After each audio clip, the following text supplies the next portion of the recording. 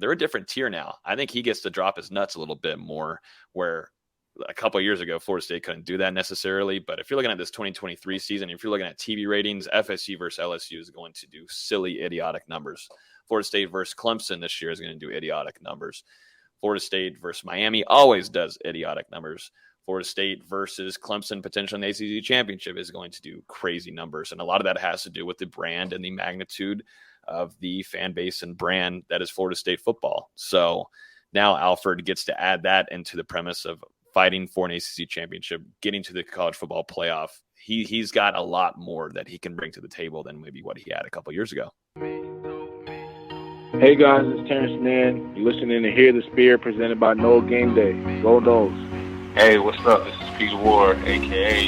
E-Dub, in the house. So we're listening to Hear the Spirit, presented by Noel Game Day. Go Live, go Noles.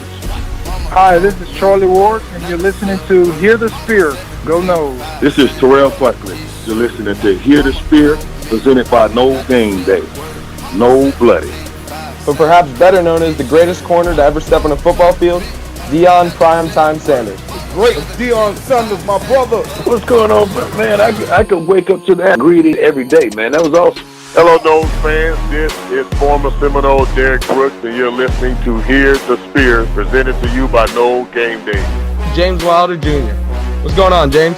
Thanks for having me on. FSOD, Florida State or Die, and go Noles. William Bar None Floyd. Gentlemen, what's up? What's happening, guys? This is Logan Robinson. Hear the Spirit, presented to you by NoelGaming.com. We are here live on a wonderful and big-time Wednesday evening. Florida State having a bigger Wednesday than the three of us after Mike Norvell and the Florida State Seminoles, including Ron Dugans, get a big-time playmaker out of the transfer portal, someone that we've been talking about for a couple of weeks now, Keon Coleman from Michigan State. We are going to jump into that discussion in just a few. We've got quite a bit more on the docket this evening to go over. We're going to talk some Destyn Hill on the roster. Jaylen Key picks Alabama over Florida State. We're going to talk some ACC news. A lot of chatter going on the last couple of days during the spring meetings. We've got Ashlynd Barker picking Florida State, a JUCO safety. Got a few NFL news. We've got some basketball news, everything. So we've got a wide range of topics to go over this evening and discussions. Gentlemen, with me, I've got Austin Veazey, our lead basketball writer at NoelGaming.com, and down below is Dustin Lewis, our editor-in-chief. Gentlemen, this has been a pretty damn fun offseason, I've got to say, but how are we doing, guys? Not too bad. I mean, man, that Florida State offensive attack right now looking pretty deadly as we approach the summer. I'm sure we'll get into it a little bit more in a couple minutes, but I mean, you've just got playmakers at every position of that offense now. It's been a crazy day. Like we're going to talk about here in a minute, this offense is insane. If this offense doesn't average 35, 40 points a game, something's gone wrong, honestly. Yeah, something bad has happened if that average of points isn't pretty high for the 2023 season for Mike Norvell. Before we get started, make sure you guys are tuning into us on YouTube. Hit the like button, drop some comments if you guys want us to go over any kind of topics that you're bringing into the chat. We're also on iTunes, Google Play, Spotify. Make sure you subscribe so then you get notified every time we go live. And also share our podcast also out to our audio distribution channels. So we're everywhere at the moment. But let's go and jump into some things. We got a lot to talk about this evening. Let's jump into Keon Coleman picking Florida State. He did this over Instagram Live just a couple of hours ago, 4:30 p.m. Eastern time. He gets on Instagram Live, just him. Takes about 5 minutes. He had about 2,500 people watching on that Instagram Live. Everybody from across the country tuning in, and eventually ends up picking Florida State. It seemed to be a Florida State versus Ole Miss battle at the end, Dustin. But throughout the IG Live, you know, getting to see a lot of the teammates, his future teammates in the comments, including Trey Benson, Tatum Bethune, also Trey Benson joining the Instagram Live immediately after he announced the pick to Florida State. So it seemed like from that visit that he had in Tallahassee, I felt strongly after that visit, but just now seeing how many future teammates were in the comments, I feel like this was kind of in the works for a good long while. But Florida State gets a major major playmaker on their offense. Absolutely huge. And like you said, he was able to build some of these relationships a little bit a couple of weeks ago whenever he came to Tallahassee for an official visit. And after that, he did decide to go through, check out Ole Miss, and has kind of been in decision mode, over the last week or so. And then today, actually his birthday, I don't know if we mentioned that, but actually today is Keon Coleman's birthday, and goes ahead and commits to Florida State over Ole Miss. I mean, man, this one is absolutely massive. And we talked about it a couple of weeks ago. I thought Florida State kind of had the edge here whenever Keon entered the transfer portal, and it was going to take something really big for another team to, make a push that FSU couldn't kind of stomp out, just because of the relationships that he's got with Mike Norvell, David Johnson, Ron Dugans, dating all the way back to high school. Florida State, they do have some strong Louisiana ties. They've got some guys from that state as well on the roster. So I think having all of that, and then, coupled with what FSU is doing on the NIL front as well, courtesy of the Battle's End, that's got to help out as well here. But I mean, man, just a massive playmaker for Florida State. And, you're looking at a guy who's 6'4", 215 pounds, an extremely explosive athlete, and you're adding him to this position room at Florida State that's already got Johnny Wilson, who averaged 20.9 yards per catch last year, along with Kentron Poitier, who we really saw take it to the next level this spring, another guy who averaged over 20 yards per catch for Florida State last season. So I mean, you're looking at 6'4", and 6'7", a real three-headed giant out there on the outside for Florida State that's going to create some mismatch nightmares alongside with what they're going to be able to do in the slot, and also at tight end with Jaheim Bell and Kyle Morlock. So it's looking really deadly for Florida State at the moment. Just to add to those heights, Jaheim Bell's 6'3", Kyle Morlock 6'6", Deuce Spann is 6'4", Darian Williamson 6'3". This is a huge receiver unit if you include those tight ends. Just an absolutely freakish wide receiver and tight end unit. You're looking at this team going, how are you going to defend it? If you decide to stop the run, you've got one-on-one options all over the outside. If you try to double team some of those guys, then Benson and Jordan Travis are going to create with their legs. It's an insane offense. I feel bad for defenses that Florida State's going to have to face this season, and I look forward to it. It's one of the few times in the last decade we've been looking forward to a Florida State offense. And then you jump to the offensive line real quick, and they've got over 200 combined starts at the FBS level between them. I mean, we'll see how that starting five works out. But, I mean, just at every position, you've got to be really excited for what Florida State's going to be able to do in 2023, and especially with what Mike Norvell and Alex Atkins did last year, the way they're able to create mismatches. I mean, they're just going to – it's going to be a lot of fun, I think, calling plays over there on that sideline. I have a kind of crazy question. Who do you think is the quote-unquote worst position group right now on offense? Because no matter what, you're looking at at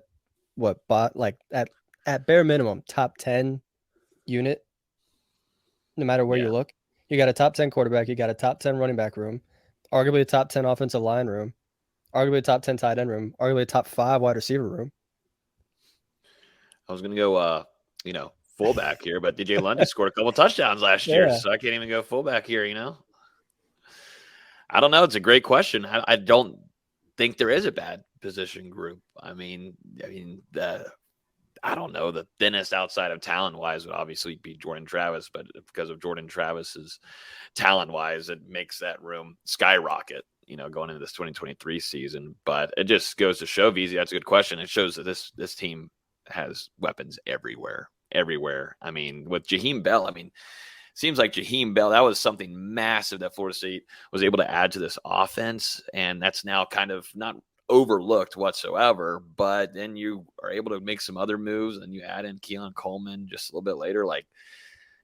You're just adding some extra talent. I know Micah Pittman back to the Pac-12, he leaves.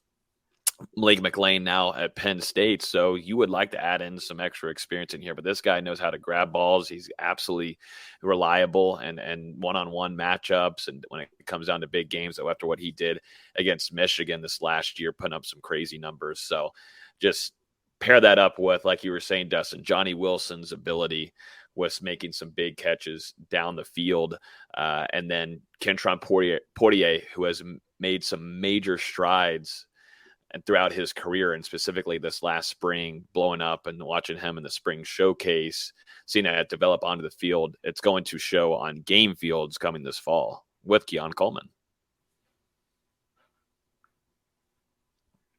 Yeah, I mean, really, just when you have that much talent on the outside, how are defensive backfields going to be able to double team these guys? If you've got Johnny Wilson on one side and Keon Coleman or Kentron on the other side, or maybe even some situations where you have all three of those guys on the field alongside maybe a Jaylen Bell. I mean, it's on paper. Or on Kyle paper, Morlock, who's huge as well. On paper, I mean, it sounds unguardable. We'll see how it plays out whenever, football is actually played. But this offense, and, you've got to think Florida State averaged over 400 yards of total offense a season ago, was one of the best in the country. And now it looks like they could take it up to maybe even another level in 2023. I'm just thinking red zone specifically. My goodness. Like what? Yeah. Like we saw what Minor Bell was able to do last year with some of his talent, toying around with some of the defenses. And we were in the press box covering most of these games, looking at each other like that was a pretty damn play call right there. So just adding some of these talented wide receivers, also tight end with Jaylen Bell, Kyle Morlock. You already know what you got with your running back room, experience-wise out of your wide receiver room. And you got a quarterback that continues to improve year by year. I really think Coleman, it came down to quarterback play like we had discussed last week. I'm sorry, but Ole Miss got what you got over there in that quarterback room, but compared to what Jordan Travis has been able to show, it makes it pretty easy. I thought it was pretty unique to hear Coleman also say on his IG Live, my home, I'll be in Tallahassee, my next home for like 8 to 9 months. This is a money season for Coleman. This is something that he is relying on himself to perform at a certain level to get himself to the next level and to the NFL. And he thinks he can do that with Jordan Travis at the helm at quarterback. Which that's what we expected. We talked about it last week with his teammate going in the second round, and there was talk that Jaden Reed could have been a first-round pick with better quarterback play. Coleman was hearing that, and now he's joining a quarterback who very well may be himself an NFL quarterback this time next season. And I don't see why not. I mean, you look at the connection that Jordan Travis was able to have with Johnny Wilson a season ago, almost 1,000 yards there, and you're thinking that they're going to be even better this upcoming season. I think Keon seeing that, he's seeing what Florida State has done with transfers lately, the way that this offense is trending, and like you both have said, the quarterback play as well. Jordan Travis, and I've talked about before, but it seems like every year, he finds a way to continue to improve, continue to get better, no matter what it is. And I think, we're going to see him at his best yet in 2023, and having him as one of the top 5, top 3 quarterbacks in the country entering the 2023 season, that's something that's very attractive for Florida State, especially when you're looking at these top offensive players on the transfer market. So, yeah, I mean, even when Keon was here on his visit in Tallahassee, he was able to spend some time with Jordan Travis, and I think that ultimately paid off in the end. And, he's seeing the way that he can come in here and have a really big impact and then go, top 3 round in the draft. I'm sure he's thinking first round, but we'll see how it works out. He's obviously going to be making a big impact. One last thing on Keon from me, funny little quote here, talking right after he committed. There's Colorado comments all throughout the Instagram live. That's just how it's going to be from here on out with commitment videos or lives going on with Florida State in the mix. But his quote said, "Ain't no Colorado. I'm in Tallahassee, FSU. I'm with the Seminoles." So going off of a track from a well-known Florida State rap song that's been going pretty viral and trendy around Florida State and Tallahassee, and Trey Benson joining him right after saying, it's go time. This is a big time year for this program, and they're all in. I think this team is definitely fully bought in, but being able to grab these transfers and also getting them to buy into this system and this program and the process that Mike Norvell is building in Tallahassee is gigantic. But to have these ties, like you were saying earlier, to Louisiana and the coaching staff and the recruitment from earlier on during his high school days, it just all added together and pipelined him to end up picking Florida State in the end, in my opinion. Let's jump into some more. We'll definitely talk some more Keon Coleman and how that might affect Florida State's continued improvement in that wide receiver room as we go throughout the offseason. We start talking some depth chart and yada, yada, yada. But a major big day for Florida State grabbing Coleman. Let's jump into Destyn Hill real quick before we go to Jaylen Key. Let's talk some Destyn Hill. I mean, he's our guy Tommy was out there Friday from 10 a.m. I felt so bad for him. Tommy was out there waiting from 10 a.m. till about like 5:36, something like that, until Destyn Hill finally arrived into Tallahassee. He was greeted by David Johnson, Florida State's running backs coach. Obviously close ties there in Louisiana, like we were just talking about a few minutes ago. But then also it was great. This was a phenomenal shot that Tommy was able to grab of Grady Vance. Just full on hug. Those two guys love each other. Grady was getting asked about Destyn Hill, I'm sure, every single day on social media, or if he was out anywhere, like, where's Destyn? Is he coming? So just for them to have that moment and now for them to be together, I believe now going to be rooming together this upcoming season. It was a really cool moment. And then also yesterday, Destyn Hill officially on Florida State's roster wearing number 7 and coming in at 195 pounds, 6 foot. It's finally happened. It's actually real. I didn't get to see him, Dustin. You didn't get to see him with your real eyes. So we'll see if we still fully believe it. But the roster is practically all I really needed to know, and we're there. Destyn Hill is officially a Florida State Seminole. Did we ever really think we would see the day? I mean, no. Man, this is really one of those. This is really one of those improbable scenarios. You don't see this very often, where a guy doesn't make it originally, and then he doesn't make it again and again, and then we're over 24 months now since he signed his letter of intent to play football at Florida State. So I think it's just amazing the way that this has kind of unfolded and worked out over the last 2+ years. And I mentioned it last week, but it really just says a lot, I think, for Florida State and also for Destyn Hill to keep that loyalty with one another and kind of stick through this process to eventually get him to Tallahassee to see what he can be as a college football player. Because, I mean, man, he was a fantastic prep athlete out there in Louisiana, a top 150 player, someone that absolutely killed it as an outside receiver, winning those one-on-one matchups and contested catches, and has killer speed to boot. I mean, a verified 4.3, 2.22. We'll see if he's still got those kind of wheels on him now. But I will say, you go look at those videos, those pictures coming out of him, he looks like he's in really good shape coming into Florida State. I was surprised, honestly, whenever it came out on the roster that he was only 195 pounds, because he looked a little bit bigger than that to me. So, I mean, and we heard from Mike Norvell speak about it, I believe, yesterday at the spring meetings, talked about Destyn Hill a little bit, said that he's been putting in work, outside of this time when he hasn't been able to be with the program, and is really excited to see what he's going to be able to bring to the field, and mentioned that, how talented he was back in high school. Norvell said that he's been in contact with people around Destyn and also in contact with his high school head coach a little bit. So it sounds like they've been pretty connected during this process. And I mean, man, just really excited to get the ball rolling, see what he's all about. It's going to be really interesting to see if they ever give an exact reason why it was delayed. I'm not saying we ever need it. I'm just saying it's going to be interesting to see it if it comes out. I still can't believe he's on the roster and that he's in Tallahassee doing photo shoots. Like Dustin said, he looks like he's in great shape. We'll see what happens when he's on a practice field. But just this wide receiver room just keeps getting scarier by the week, it seems. And now with the top end experience talent that you now have such a great underlying young talent that can get the experience, get the knowledge they need in the system. This room is insane. Absolutely insane. Stacked top to bottom.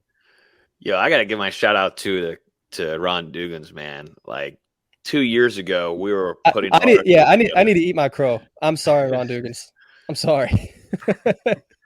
Give this man some respect. He's one of my most favorite guys to talk to whenever we have our luncheons and stuff with the media. He's just a down to earth guy. Loves his family, loves his players, and just to see him be able to turn around, I guess you could say, the image of him since the early parts of his career with Florida State and what this has turned out to be. got to give credit to this man. This is just phenomenal. What they did last year and what he did in the transfer portal and the improvement we saw in the wide receiver room, it is so cool to see. And, giving him everything, all the praise he deserves, man. It's massive. It's another incredible story throughout this whole process. A guy who played wide receiver at Florida State, won a national championship at Florida State, came back.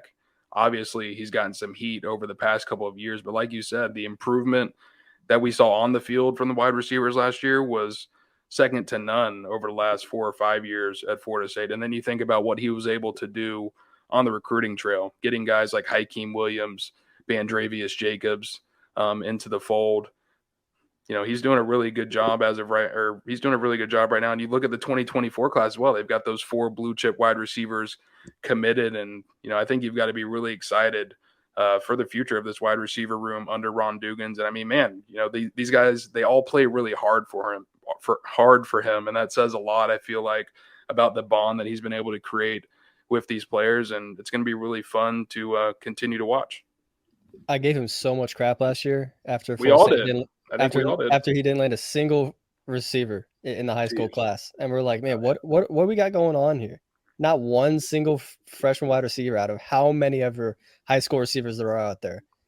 The transfers come in, they compete, they do a great job.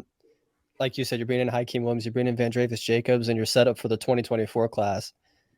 Like I said, I'll eat my crow. Spoon feed it to me if you have to. I cannot believe the turnaround we've seen in that room. We all deserve it. But also, I mean, credit to him for, picking up on both ends and really showing the trajectory that Florida State is on. Let's jump into a guy that ends up picking Alabama over Florida State in the safety room, UAB transfer, Jaylen Key. We had been talking about this recruitment for the last couple of weeks after he visited the same weekend that Keon Coleman did, but ends up picking Alabama and the Crimson Tide and Nick Saban. Florida State looking desperately here and, trying to build some depth, but, got to have some guys there with some experience to add into that room because right now you got Akeem Dent. And you got Shyheim Brown. And after that, there's not a ton of experience inside Adam Fuller's system on the defensive side. So that's one thing that we have been discussing this entire offseason. But Florida State, probably your bigger need outside of Coleman. Coleman was a want. A need is key here. And we talked about in the production meeting, Dustin, how do you think this affects Florida State? And, how do you think this recruitment went down on missing with Key?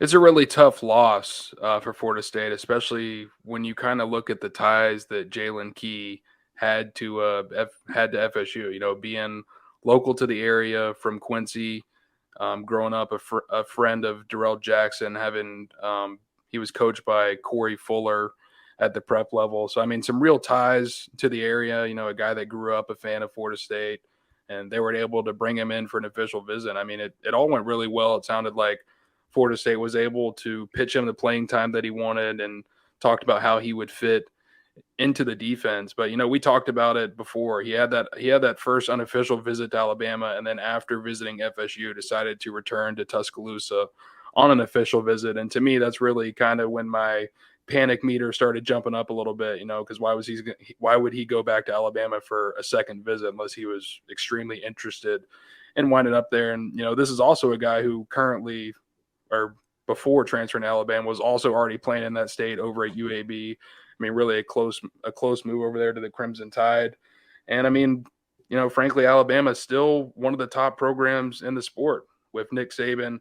The guy's getting drafted every year. They've had 9 safeties selected since 2015 and I believe 3 in this past draft. So, I mean, he's a guy that's entering his final year of college eligibility, trying to get to the NFL level, and I think he sees that path at Alabama maybe a little bit more than he does at Florida State, and I believe that's ultimately what it came down to. But, yeah, definitely disappointing. It's one you would have loved to see, and it sucks that it didn't happen.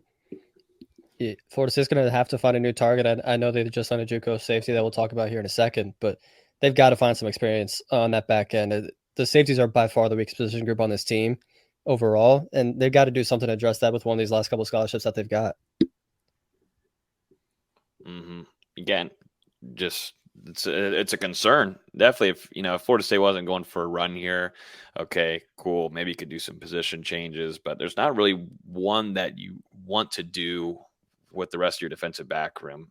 Yeah, you can play around with some younger players, but those are younger players. You got to have guys that have been in the system, that have playing experience behind Adam Fuller's defense to not allow explosive plays. That was something Florida State was able to do a good job of last year, and a lot of that went to your Jamie Robinson, who's now with the Carolina Panthers. He was reliable. He knew where he needed to be, and he'd come down in the run game, and he'd be in the right spots. But now you're relying on a guy that's still raw with Shyheim Brown and Akeem Dent, who you don't know if he can stay fully healthy throughout a season. And last year it told us that. And so Florida State's got to find an answer here, or, make some moves. I'm interested to see what they'll end up doing. But, we talked in the production meeting. I don't see a lot of players moving back there to the safety position. You can maybe toy around, and you'd have to see what Jerry and Jones would think of it. But that's someone that's been in the system that could potentially move into that role. But, you don't necessarily want to do that. So you're still playing the waiting game on who could become available to grab in the transfer portal, I believe.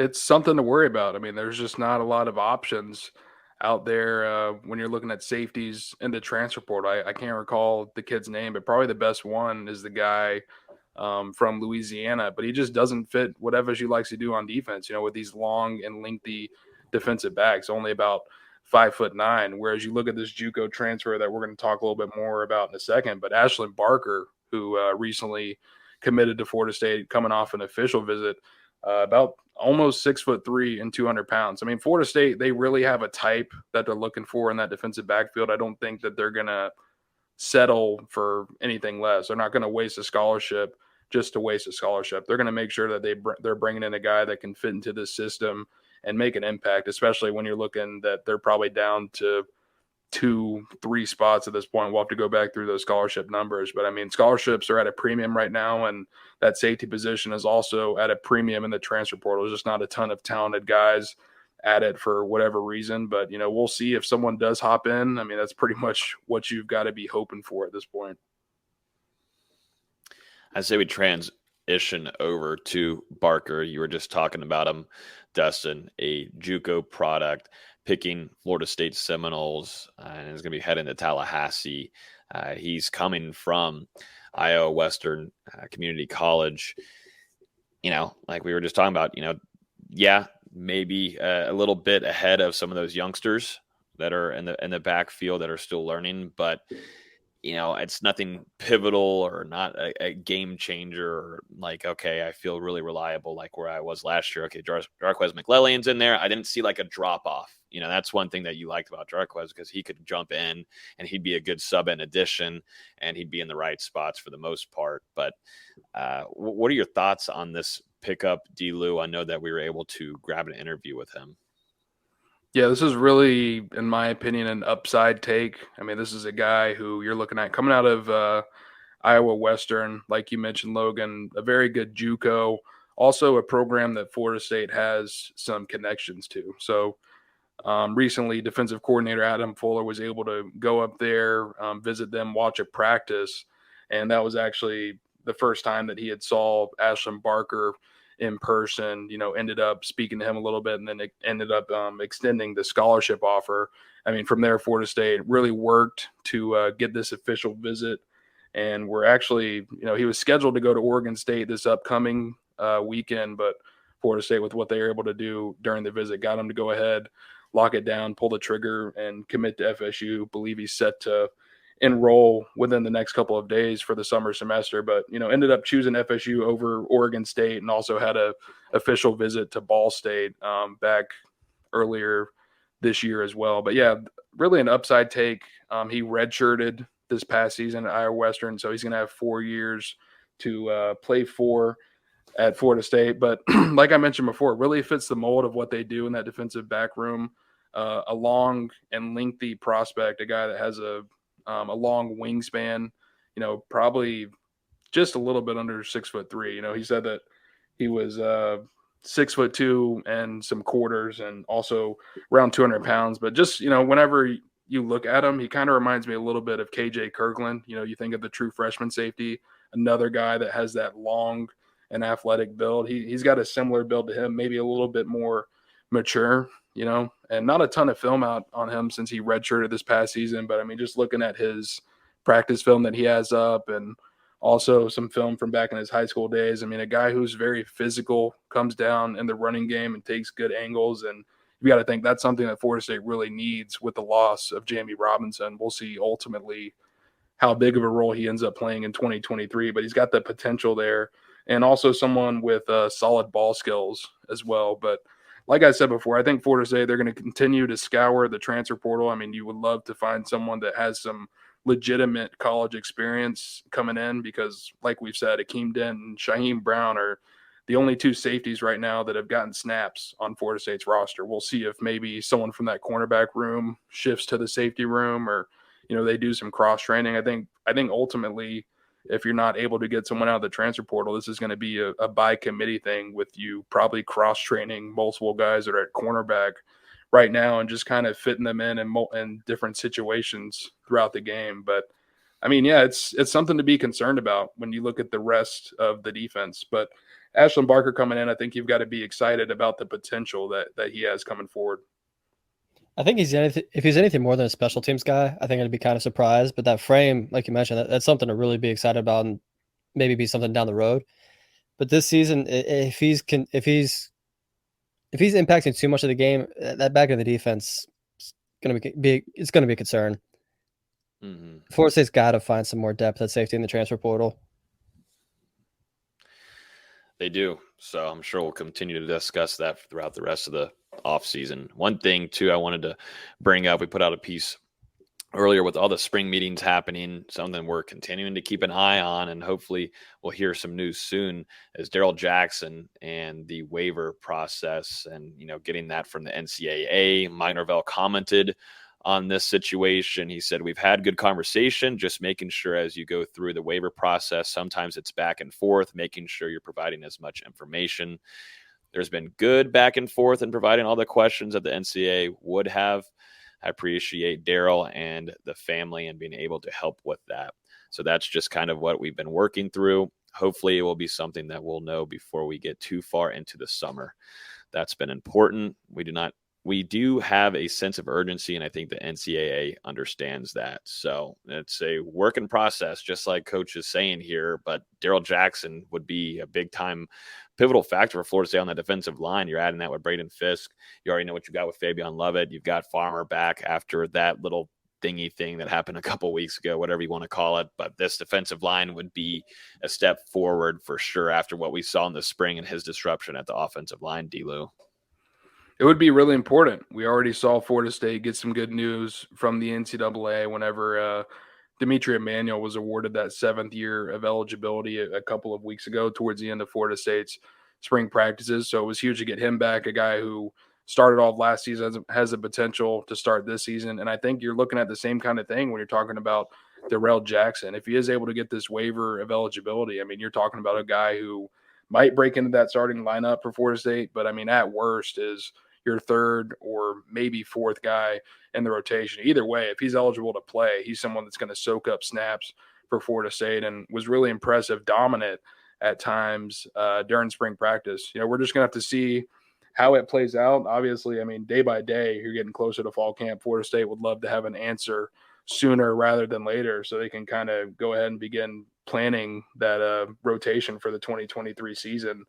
But, Jackson obviously began his career at Maryland, then decided to transfer to Miami for, last season, and then now is moving on to Florida State, his 3rd program in 3 years. And that's what that's why he needs that eligibility or that waiver to be approved by the NCAA to be eligible for this upcoming season for Florida State. I mean, he does have an argument. We've talked about he's got the sick relative and now coming back home to Florida State. It makes sense why he would be given a waiver by the NCAA. But, I mean, at the same time, we've also seen how the governing body of college sports has hurt FSU in the past. You think of Bob Miller. So we ultimately we'll see how this plays out. I would think Florida State, ideally you're going to get a decision here in the next 4 to 6 weeks. You certainly want something on the table before you get into fall camp.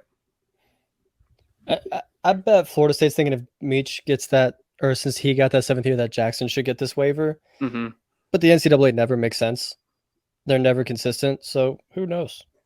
Yeah, I mean, the situations are just different. Emmanuel was cost a season due to an injury, whereas Jackson now has been at 3 programs in 3 years. But, I mean, he is transferring closer to home to be with the sick relative who we believe to be his mother. But so, I mean, you would think he has a case, but you just never know with these type of things. I believe if, that waiver does end up being denied, Florida State's definitely going to appeal it and do all they can to get him on the field in 2023, because, I mean, this is just someone who has a massive amount of talent. And, I mean, it's been being tapped year by year, but, I mean, you really saw the potential this spring, especially when you're talking about playing him alongside other dominant forces like Fabian Lovett, Braden Fisk.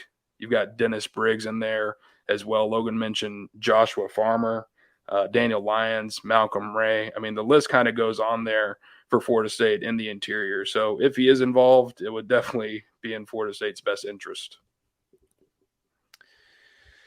There's a lot of stuff going on this week. It is nonstop. I'm like seeing things that we didn't even talk about in our production meeting.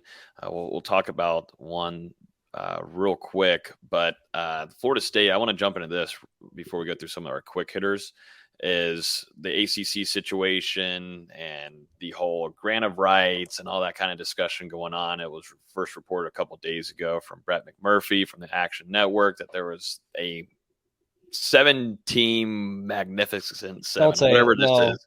Don't say it. Don't say that. It's the magnificent 7. No, it's lame. It's a lame name. I don't even know who came up with that. Yeah, whoever came up with it's an idiot. The worst name they could have possibly chosen. Yeah, but including with this teams is Florida State, Clemson, Miami, North Carolina, NC State, Virginia Tech, and I think there was something yesterday about Louisville wanting to get in the mix and whatever. But what they're practically doing is examining the grant of rights, which Florida State is screwed in, that they signed a long time ago, that has tied them and kept them anchored to the Atlantic Coast Conference. A lot of this is going into media rights and shared revenue from the ACC with the colleges. And we got some comments from Michael Alford on this, really, to me, taking away the interview. It's coaches speak / like athletic director speak. He said, "We thoroughly enjoy being in this league. We're very thrilled about being in this league and we want to stay." So, I'm not fully believing in that off of some things that we've heard over the last year or so, and the pursuit on Florida State trying to find a way out of this, and because of other conferences exploring grabbing this brand, this program onto their conference because of how large it is and the magnitude it brings Florida State's logo. It's massive, but with spring meetings going on and everything, you're going to have these discussions and whatnot. But I think with an AD like Michael Alford, he's putting his feet on the ground and trying to move forward rather than just stay relaxed, which I think a lot of ACC teams have done in the last decade. Alford, now where Florida State is where they are as a program, they're a different tier now. I think he gets to drop his nuts a little bit more, where a couple of years ago, Florida State couldn't do that necessarily. But if you're looking at this 2023 season, if you're looking at TV ratings, FSU versus LSU is going to do silly, idiotic numbers. Florida State versus Clemson this year is going to do idiotic numbers. Florida State versus Miami always does idiotic numbers.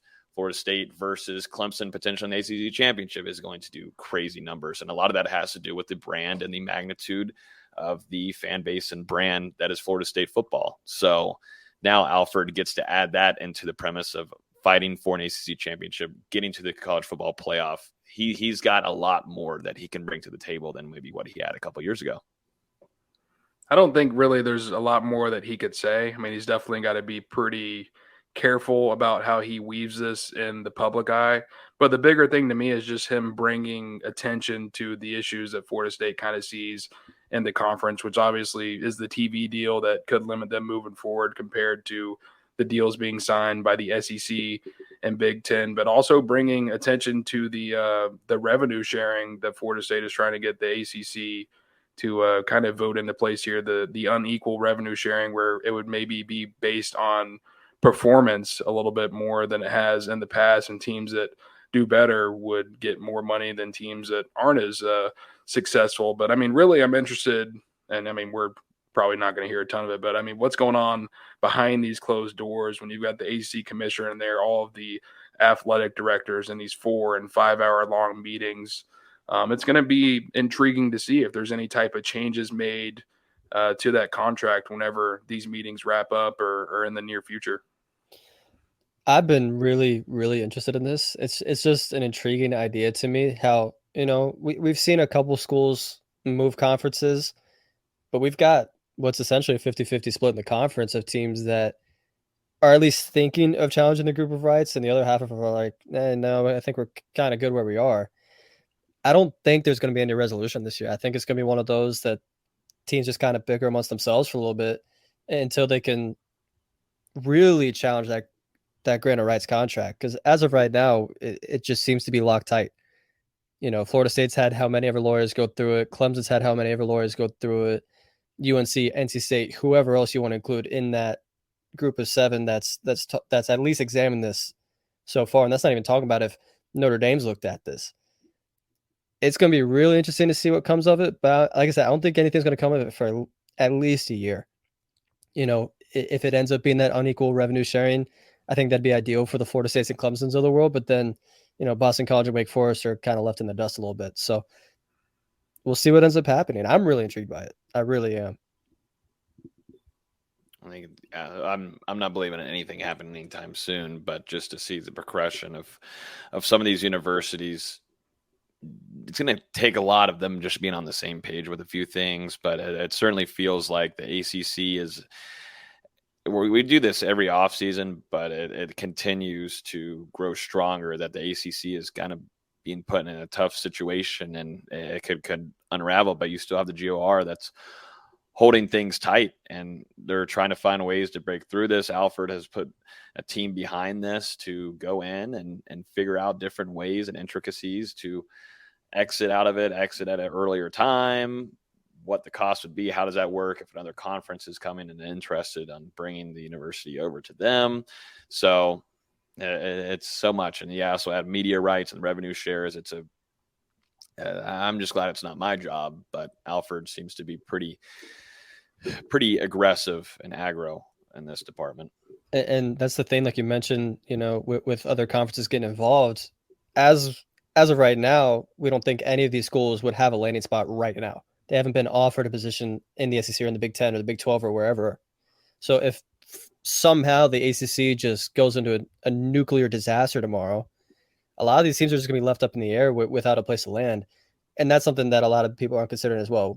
You'd assume Florida State and Clemson would get snatched up pretty quickly. Miami as well. After that, it gets kind of barren. Does a new Big East form? Does the Big 12 become like a kind of mediocre 16 teams? It like I said, it's really interesting to watch and see what comes of it.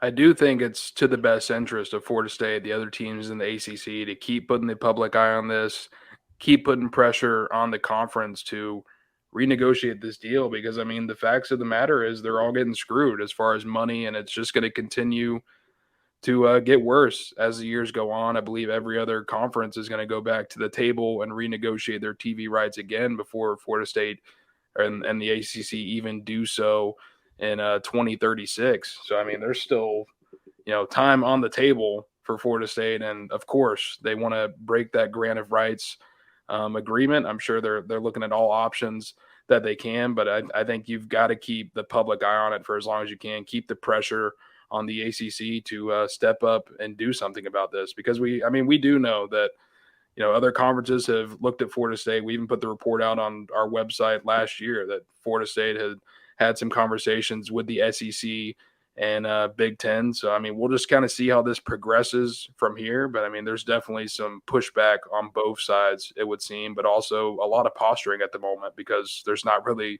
a lot that these programs can do unless they do figure out a way to get out of that GOR. There's definitely no reason for when Texas and Oklahoma, when they go to the SEC, there's no reason the Big 12 should still be making more TV money than the ACC, who has Florida State, Clemson, Miami, Carolina, if you want to include basketball, Duke, that has just so many huge national brands. Whereas in the Big 12, you have Kansas in basketball. In football, your biggest brand is West Virginia, Baylor, TCU, Houston when they eventually join. Like that's just not even comparable. And they'll be making more money in the ACC. That's why the ACC and Jim Phillips and whoever else has to get this figured out. Yep, I agree. There's a comment on here from William, just curious about the SEC and would Florida State even have a guaranteed home in there? And the SEC, I mean, from things that we've heard, I mean, I think it's almost obvious that the SEC would be stupid not to be after a Florida State, a Miami, Clemson, but more specifically, Florida State just makes sense. It does. And Florida State does throughout their last couple of years. And then now looking on to the future, they're going to be facing a lot of SEC teams in their coming schedules. So a lot of things just make sense for it. And the geographically travel to games, yada, yada, yada. Like it does make sense. But yeah, absolutely. I think the SEC and along with the Big Ten, I mean, both conferences would love to add the Florida State football brand end of there. They would love it. It'd be great competition. You know that you have travel. Florida State travels well, everything. I could go on and on and on and on about it, but absolutely SEC would have their arms wide open.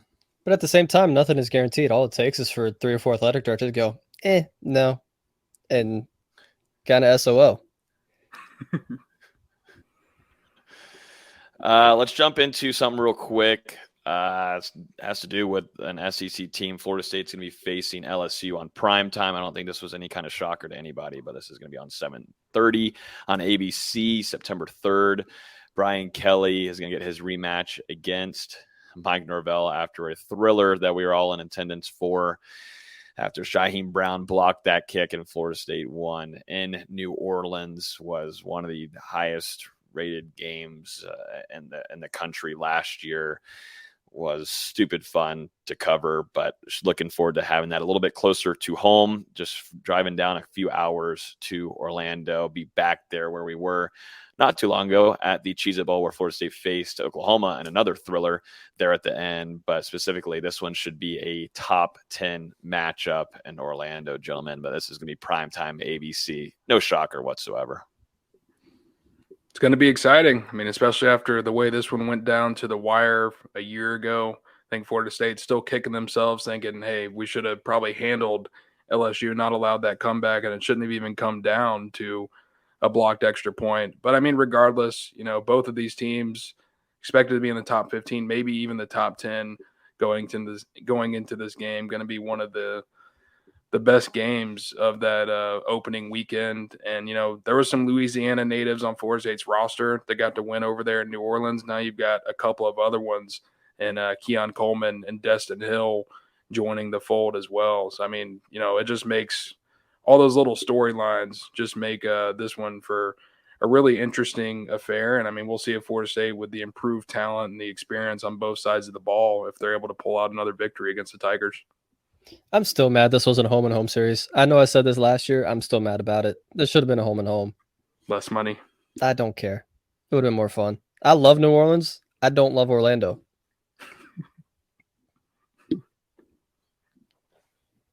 I don't love when Logan's muted. I was muted.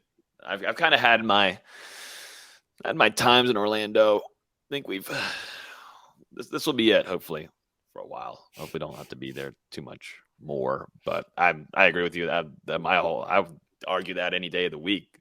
Give me all home and home games. Let's go travel to some other. I can't wait for Georgia and Alabama just for those reasons. Seeing a game between the hedges in Athens, going to Tuscaloosa, I can't wait for that. That's gonna be a lot of fun. Exactly. Going to Orlando, who cares? I loved having the Oklahoma series. That's when I was really young, but having Oklahoma come to Doak Campbell Stadium, and that was the loudest I've ever seen Doak Campbell Stadium since. So like, it's just how college football should be, but I understand the money situation. Let's figure out a way. Maybe you can be a sponsor at the friggin' game. I don't know.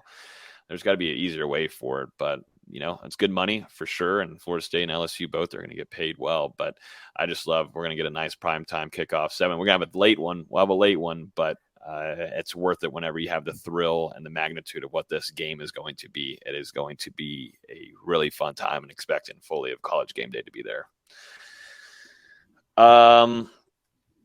Let's jump into a few quick hitters here. We'll get some basketball too. Jacquez Patrick, former Florida State running back, is getting a chance with the Denver Broncos, along with Mario Edwards Jr. actually signing a 1-year deal with the Seattle Seahawks. Is Florida State DEU? I mean, goodness, they're about to be whenever Jared Verse jumps into a top 15 pick potentially in the 2024 NFL draft. But we had Jacquez Patrick on our show a couple years ago, and just a good guy that likes to work and get after it, and he's getting a really cool opportunity with the Denver Broncos. It seems like they really like what they can get out of him, and we'll see if he's able to stick around over there up in Denver. Definitely be keeping an eye on it. Obviously, coming off his second stint in the XFL, finished second in the league in rushing and scored 5 touchdowns while suiting up for San Antonio. 4 of those came in his final 3 games. I mean, really heating up there down the stretch, and went out there to Denver on a tryout basis for rookie minicamp last week. Showed enough to Sean Payton and the new coaching staff over there to bring him in for a further look. So, I mean, we'll see how it works out. A guy that does have some NFL experience, has played for the Bengals, the 49ers. I believe he was with the Panthers for a little bit, and also the Baltimore Ravens. So, I mean, we'll see if this is maybe a sticking point for Patrick. Denver making a lot of changes in the backfield. And then Mario Edwards, I was actually reading an interview from just the Seattle Seahawks official team site or something. But, they were talking about Pete Carroll really excited to add Edwards to a defensive line that struggled a lot last season. He's coming in after playing for Tennessee last year, being a part-time starter on the defensive end. So, I mean, we'll see if both these guys who have bounced around a little bit, if they're able to find a little bit more stability in their NFL careers starting in training camp.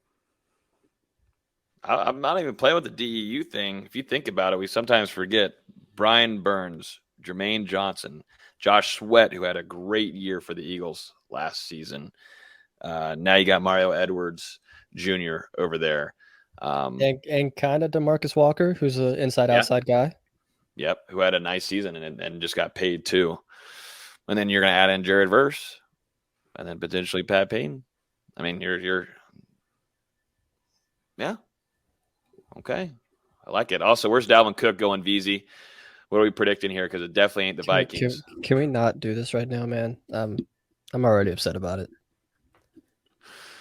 Man. Like, I just bought his signed jersey. I just hung it up over there. So it's your fault. Yeah, probably.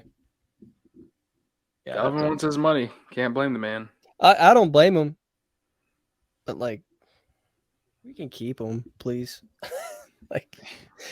It's like he's gone. Like it's 100% happening. They replaced him on the Twitter banner with Alexander Madison, who's was his backup, but will be the starter once Dalvin gets traded.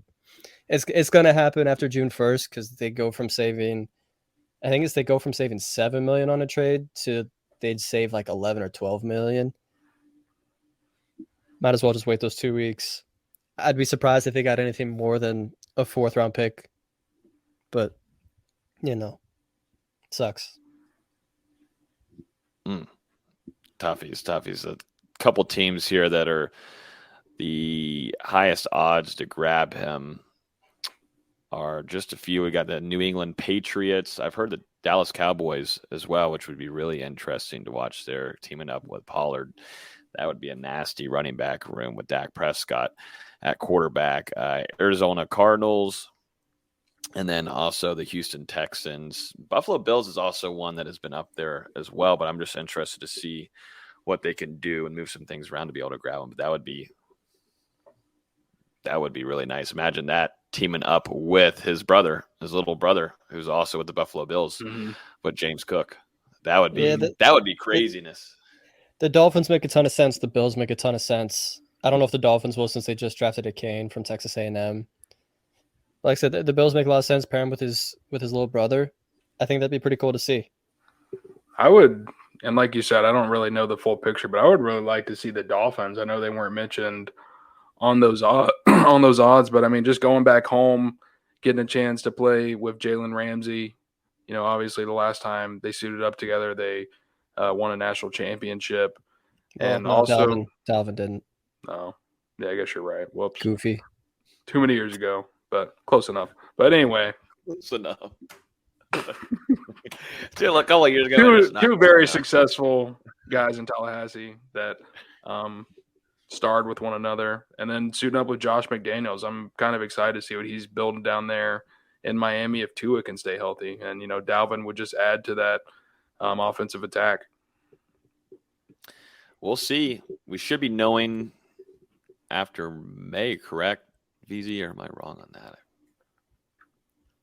Would you say? Feel like it would be after May. After June 1st. Like I said, June 1st. Yeah. Yep. After May. Look at that. Right on it. Right on it. Sure. Speaking of right on it, Naheem McLeod has had this Syracuse baby. Sorry. I've got a couple comments that I'm gonna keep to myself on this one. I cannot believe how excited Syracuse fans have been. I even talked about it with one of our SI friends up there. Like, what do y'all see that I didn't see for 60 something games? And he's like, well, we're Syracuse fans are used to 6'10", 180 pounds, and now you got a guy that's 7'4", 250. And the last time Syracuse fans saw him play was Florida State against Syracuse. His only good game of the season, where he had 16 points, 8 rebounds, and 2 blocks. Listen, man, I guess just know when Florida State travels up to Upper New York, they'll do all right. Yeah. Just kind of an in theory thing, when you're thinking about Naheem McLeod, you're like 7'4", 260 pounds. Great feet. That's exciting. He's got really good feet for his size. I'm not gonna lie to you. My compliments will stop there.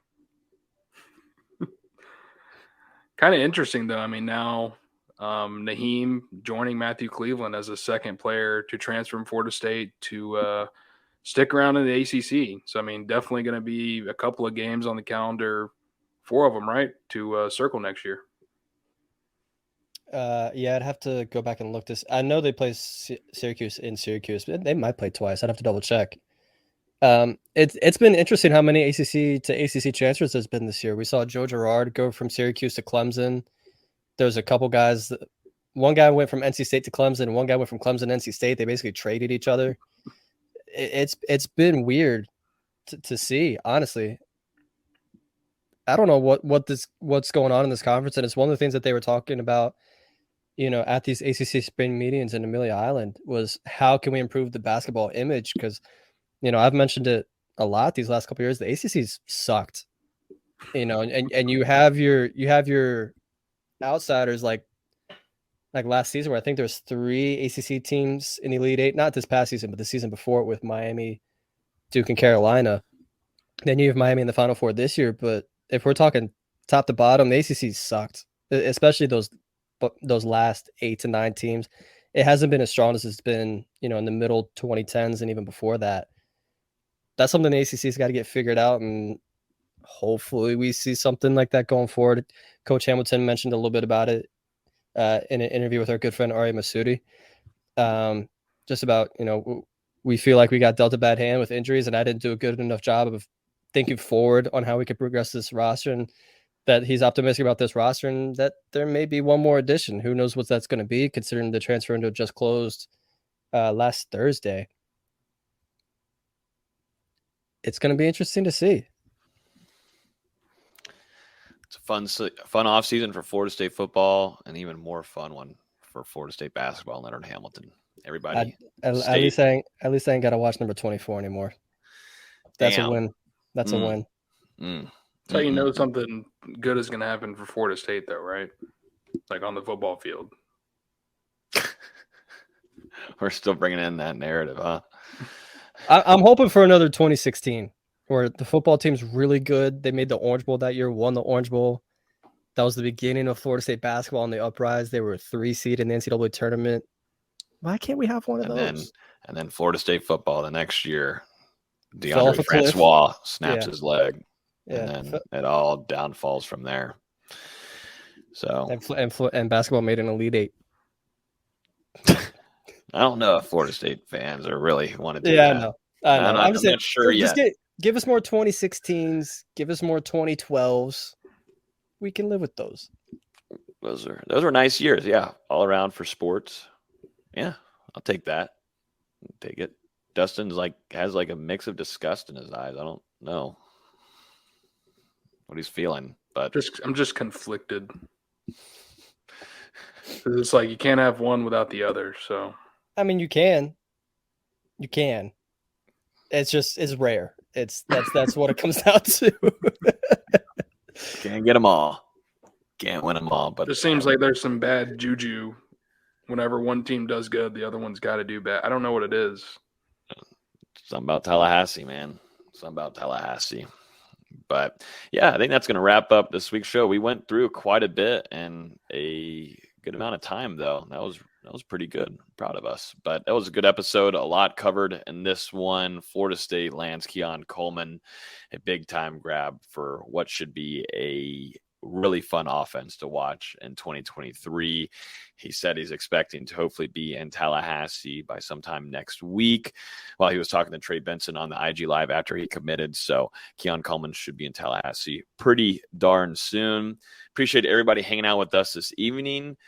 Every week, I feel like there's nothing much going on, but then out of nowhere, like Tuesday, Wednesday, we just get swarmed with content. So we're going to keep on seeing you guys on Wednesday nights at 7 p.m. As always, you can listen to this podcast on iTunes, Google Play, Spotify. If you're on YouTube right now, appreciate it if you smack that like button before we head out of here.